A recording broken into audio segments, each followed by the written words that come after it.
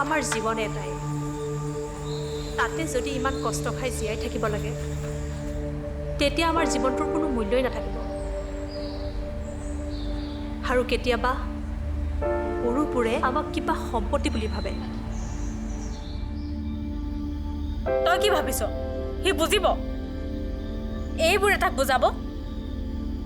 তই বুজাব পাৰিবি তাক ঠিক আছে মোৰ ভুল হ'ল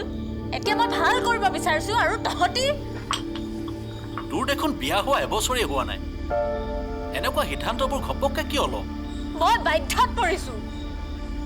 বিয়া হলো বুলি আত্মসন্মান হেৰুৱাব নোৱাৰো নহয়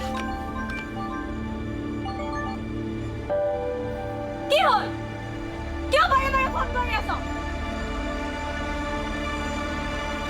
চুপ চুপ থাক তুমি যদি ইচ্ছা কৰা আমাৰ NGOৰে মেম্বাৰ হৈ ল'ব পাৰোঁ বাৰু তোমাৰ কাগজবোৰ ৰেডি হওক মই তোমালৈ ফোন কৰিম জোনালী তুমি মনটো ভাঙি নেপেলাবা আমি আছোঁ